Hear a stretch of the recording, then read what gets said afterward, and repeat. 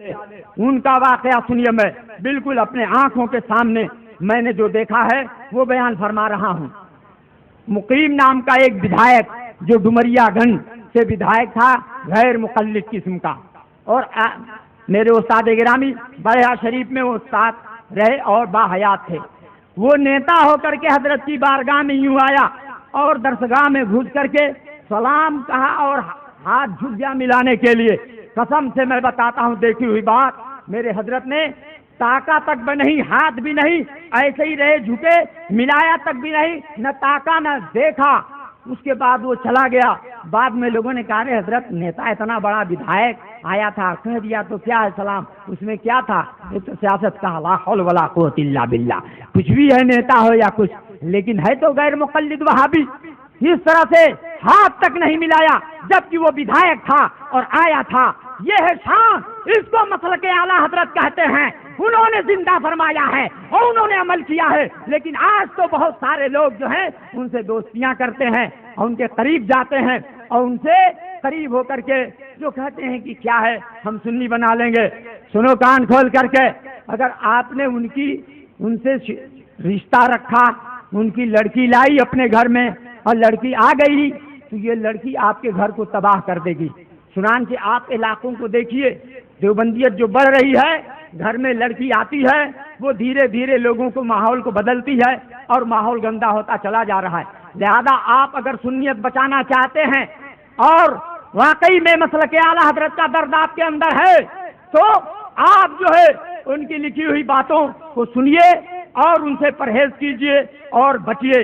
ذرا دیکھیے، یہ ایک براہین قاطیہ ہے، یہ رشید احمد گنگوہی اور ان کے چیلے صاحب خلیل احمد امبیٹوی، ان کی کتاب ہے، اس کے صفحہ نمبر ذرا جو ہے 63 میں دیکھیے۔ انہوں نے رسول پاک صلی اللہ علیہ وسلم کی شان میں کیسی گستاخی کی ہے کہ مدرسہ دیوبند میں اللہ کے رسول صلی اللہ علیہ وسلم کے آنے اور جو ہے اردو میں کلام کرنے کے بارے میں لکھ دیا کہ آپ تو عربی داں ہیں، آپ کو اردو کہاں سے آ گئی؟ تو کہا لکھا اس میں کہ حضور نے فرمایا جب سے علماء مدرسہ دیوبند سے ہمارا معاملہ ہو گیا، لا حول ولا قوت الا باللہ۔ دیکھا آپ نے، علماء دیوبند سے رسول کا معاملہ ہو گیا تو اردو رسول کو آ گئی۔ ماد اللہ ماد اللہ، یہ گستاخی نہیں ہے تو اور کیا ہے؟ عبد المالک بھوجپوری اور دیوبندیوں سے پوچھو کہ کیا رسول پاک کا علم اتنا ابھی کم تھا کہ علماء دیوبند سے اردو سیکھے؟ تو کیا علماء دیوبند رسول پاک کے استاد ہو گئے؟ اس بات سے تو ثابت ہوا کہ علماء دیوبند جو ہے رسول پاک کے استاد ہو گئے اردو سکھانے میں۔ کیا یہ گستاخی نہیں ہے اللہ کے رسول جناب محمد رسول اللہ صلی اللہ علیہ وسلم کی؟ تو اس طرح سے یہ جناب لوگ یہ کیا کرتے ہیں، یہ بھی گستاخی ہے۔ اور اس کے صفحہ نمبر 122 میں ذرا ملاحظہ فرما لیں کہ کس طرح سے اتنے بڑے یہ گستاخ ہیں کہ اللہ کے رسول صلی اللہ علیہ وسلم کے بارے میں یہ لوگ کیا کیا کہہ ڈالتے ہیں۔ دیکھیے، ہم سے تو یہ کہتے ہیں کہ یا رسول اللہ مت کہو، کیا کہتے ہیں؟ یا رسول اللہ مت کہو، لیکن حاجی امداد اللہ مہاجر مکی جو ان کے پیر ہیں، ان کے بارے میں لکھا قصیدہ کہ ذرا چہرے سے پردہ کو اٹھاؤ یا رسول اللہ۔ کیا لکھے؟ ذرا چہرے سے پردہ کو اٹھاؤ یا رسول اللہ، مجھے دیدار تم اپنا دکھاؤ یا رسول اللہ۔ عبد المالک بھوجپوری سے پوچھو کہ یا رسول اللہ کہنا شرک ہے؟ آئیے جناب لکھ رہے ہیں چہرے سے پردہ اٹھاؤ یا رسول اللہ، تو اپنے یا رسول اللہ کہہ دیں کہ یہ عبادت ہو جائے، اور سنی یا رسول اللہ کہے تو شرک ہو جائے۔ دیکھا آپ نے، یہ براہین قاطیہ ہے، یہ ان کی کتاب ہے۔ یہ حاجی امداد اللہ مہاجر جو رشید احمد گنگوہی کے پیر، قاسم نانوتوی کے پیر، رشید احمد گنگوہی اور اشرف علی کے پیر، تو ان کے بارے میں اس طرح سے کہا گیا۔ تو اگر یا رسول اللہ کہنا شرک ہے تو اپنے ملاؤں کے بارے میں یہ کیوں نہیں ایسا کہتے ہیں؟ اسی کتاب کے صفحہ نمبر ذرا دیکھیے 122 میں دیکھتے چلیے، یہ شیطان کی تعریف کتنا کرتے ہیں۔ شیطان کی تعریف کرتے ہوئے انہوں نے لکھا، الحاصل غور کرنا چاہیے کہ شیطان ملک الموت کا حال دیکھ کر کے علم محیط زمین کا فخر عالم کے کوئی خلاف نصوص قطعیہ کے بلا دلیل محض قیاس فاسدہ سے ثابت کرنا شرک نہیں تو کون سا ایمان کا حصہ ہے؟ معاذ اللہ رب العالمین۔ شیطان کے لیے علم ثابت کیا کہ شیطان کے لیے علم وسعت ہے، یعنی شیطان کو علم زیادہ ہے، لیکن رسول پاک کے لیے کوئی نص نہیں ثابت ہے۔ معلوم یہ ہوا کہ اللہ کے رسول صلی اللہ علیہ وسلم سے زیادہ علم اس نے شیطان کو بتایا اور شیطان کی اس نے تعریف کی، معاذ اللہ رب العالمین۔ اس سے ثابت یہ ہوا کہ دیوبندیوں کا یہ عقیدہ ہے کہ شیطان کو علم زیادہ ہے اور رسول کو علم کم ہے، معاذ اللہ۔ کیا ایسا عقیدہ رکھنے والا مسلمان ہوگا؟ بولو۔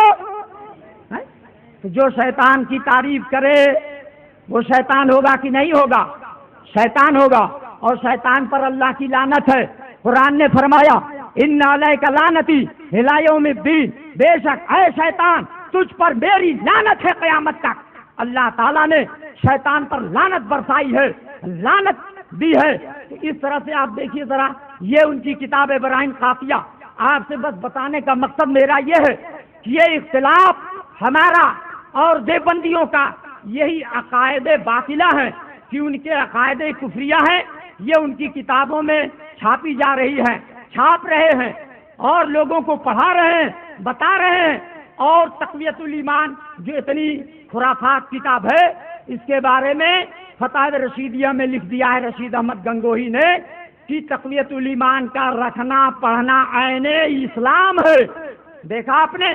اگر ان سے پوچھ دیا جائے کہ قرآن کی کون سی آیت ہے، حدیث کون سی ہے جس کی روشنی میں کہہ دیا گیا کہ تقویت الایمان کا رکھنا پڑھنا عین اسلام ہے، تو وہ ثابت نہیں کر سکتے ہیں۔ لیکن آج تمام سنیوں سے یہ جگہ جگہ سوال کرتے ہیں کہ تم نیاز، فاتحہ، قیام، درود، سلام یہ کیسے کرتے ہو؟ کیا اس کے بارے میں کوئی دلیل ہے؟ میرے سنیوں، ایک دلیل آپ کو دیتا ہوں، ان کے تمام اعتراضات کے جواب اس میں موجود ہیں، اور جواب سن لو۔ کوئی بھی دیوبندی اگر آپ سے نیاز، فاتحہ، قیام، درود، چادر، گاگر کے بارے میں سوال کرتا ہے کہ کہاں سے ہے، کہاں سے ہے، اس کے بارے میں کہاں دلیل ہے، تو اس سے کہہ دینا، کیا کہنا؟ اٹھاؤ کتاب جو ہے اس کا نام ہے قدوری، اس کا باب ہے باب الربا۔ باب الربا میں ایک فیصلہ ہے، صاحب قدور نے بیان فرمایا، وہ کیا ہے؟ معلوم ینص علیہ فهو محمول علی عادات الناس۔ ترجمہ سماعت فرماؤ، جس بھی مسئلے کے بارے میں جو بھی معمولات ہمارے ہیں اس کے کرنے میں اگر قرآن اور حدیث سے صراحت کے ساتھ کوئی نص موجود نہ ہو کہ یہ جائز ہے کہ ناجائز ہے، کیا ہے، اس کے بارے میں کوئی پتہ نہ چلے کہ یہ چیز جیسے فاتحہ، نیاز، قیام، درود، سلام، چادر، یہ تمام چیزیں جس پر یہ اعتراض کرتے ہیں، سن لو میری ایک بات، یہ اعتراض کرتے ہیں کہ کہاں سے دلیل، کہاں سے دلیل فاتحہ کی، چادر کی کہاں سے دلیل؟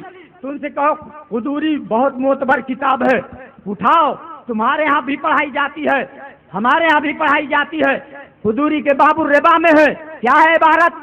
معلوم ینص علیہ فهو محمول علی عادات الناس، یعنی جس بھی مسئلے کے بارے میں کوئی نص نہ موجود ہو، نہ پائی جاتی ہو، قرآن اور حدیث میں نص نہ ہو اس کے بارے میں، تو وہ کیا ہوگا؟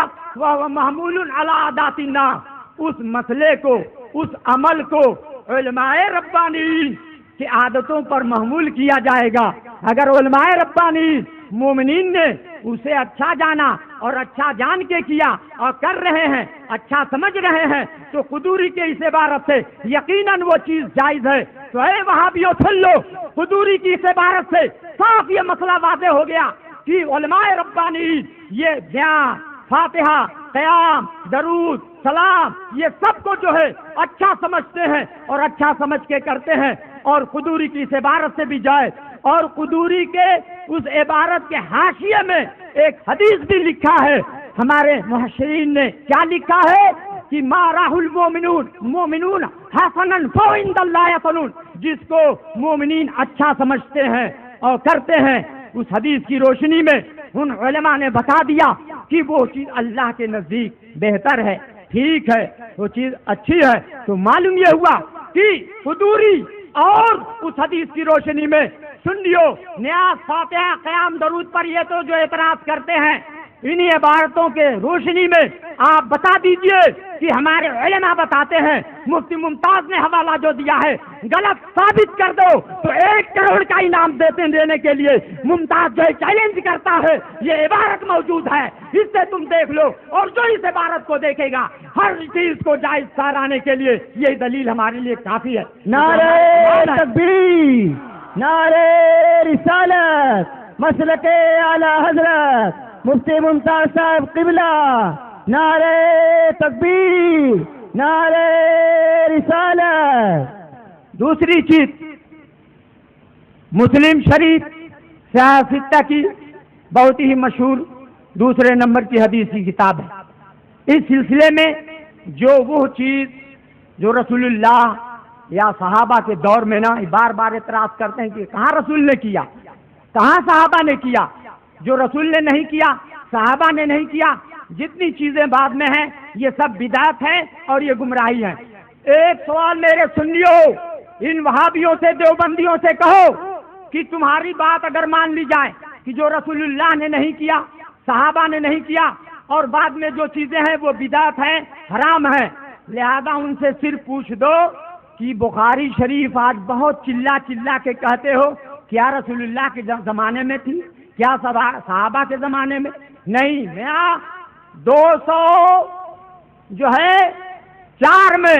204 ہجری میں امام بخاری پیدا ہوئے۔ امام اعظم ابو حنیفہ رحمۃ اللہ علیہ کے وصال کرنے کے 54 سال بعد یہ پیدا ہوئے۔ امام اعظم کے شاگردوں کے شاگرد امام بخاری، تو 204 ہجری میں امام بخاری پیدا ہوئے اور انہوں نے تعلیم حاصل کی اور حدیثوں کو پڑھا اور حدیث کو جمع فرمایا۔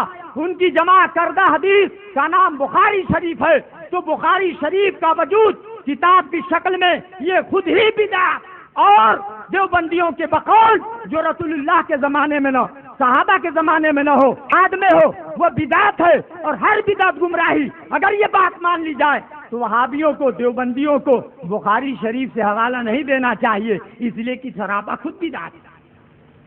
دوسری چیز لے لیں آپ، مسلم شریف کی حدیث ہے، وہ حدیث یہ ہے من سن فی الاسلام سنتا حسنہ، جو شخص اسلام میں اچھے طریقے کو رائج کر دے اور وہ اچھا طریقہ قرآن حدیث کے مخالفت میں نہ ہو تو اس چیز کو کرنے پر اسے بھی عمل ملے گا، بعد میں اسے جو لوگ کریں گے اس کو بھی عمل کا ثواب ملے گا اور ایجاد کرنے والے کو بھی اس کا ثواب ملے گا۔ لہذا اس حدیث کی روشنی میں جو بھی سنی علماء یا سنی عوام کرتی ہے وہ تمام چیزیں الحمدللہ حدیث کے خلاف نہیں، نہ شریعت کے خلاف ہیں۔ اس لیے میرے عزیز سنی مسلمان بھائیوں، آپ سے بس یہی میں گزارش کرتا ہوں کہ آپ ان کے عقائد باطلہ کو علماء سے سنیں جانیں۔ تو یہ جلسہ کرنے کا مطلب یہ نہیں ہے کہ ہمارے سنی بھائی نے اتنا پیسہ خرچ کیا، یہاں کے جو بھیرا والے آپ حضرات دور نزدیک سے آئے، انہوں نے اتنا بڑا جلسہ کیا، یہ ایمان کا تقاضا ہے کہ انہوں نے ایسے غلط اور ایسے ناپاک کی بات سنی، ایمان ان کا جو ہے آیا، رنگ لایا اور کہا نہیں جلسہ ہونا چاہیے اور جواب ہونا چاہیے۔ تو یہ ان کا ہم تہ دل سے شکریہ ادا کرتے ہیں اور آپ حضرات سے اپیل کرتے ہیں کہ جو بھی یہاں علماء نے آپ کو بتایا ان باتوں کو سن کر کے آپ اس پہ عمل کیجئے اور ان حضرات کے حق میں دعا فرمائیے جن لوگوں نے اس جلسے کو کیا اور آپ حضرات کو مدعو فرمایا اور آپ حضرات آئے اور علماء کی باتوں کو آپ نے سماعت فرمائی۔ لہذا بس انہی باتوں پر آپ حضرات سے گزارش کرتا ہوں کہ آپ ان لوگوں کی باتوں میں یعنی وہابیوں دیوبندیوں کے چکر میں مت آئیے اور نہ ان کی باتوں کو سنیے۔ ان کی باتوں کو سننا ایمان کے لیے خطرہ ہے۔ میں ہمیشہ آپ حضرات کو پورے ہندوستان اور نیپال میں اپنے عوام اہل سنت کو یہ بتاتا رہتا ہوں، اے میرے سنی مسلمان بھائیوں، یہ غدار رسول ہیں، ان کے چکر میں مت پڑو۔ ان کے چکر میں پڑنا ایسا ہی ہے کہ ایک بہت شاندار مثال ہے کہ اگر آپ پتھر کوئلہ لے لیں، کالا کوئلہ، اور اس کو سمندر میں ڈال کے صابن سے دھو کر کے رگڑ رگڑ کے آپ بالکل خود آپ کالے ہو جائیں گے، لیکن پتھر کوئلہ گورا نہیں ہوگا، کالا کا کالا رہے گا۔ اسی طرح سے وہابی دیوبندیوں کا دل یقیناً پتھر کوئلہ سے بھی زیادہ کالا اور سخت ہو چکا ہے، لہذا ان کو سمجھانا بیکار ہے۔ ہم تو بس اپنے سنی بھائیوں کو بتا رہے ہیں کہ ان سے بچیے، ایمان کی حفاظت کیجیے، ان کے چکر میں مت آئیے، بہکے میں مت آئیے، بہکانے میں۔ بس یہی اصل تقریر کا ماں حاصل ہے اور یہی تقریر کا نچوڑ ہے کہ آپ بد مذہبوں سے بچیے، وہابیوں سے بچیے، یہ ان کی کتابیں ہیں۔ آخر درود شریف پڑھیے۔ ایک اور بات میں آپ کو بتاتا چلوں، دیکھیے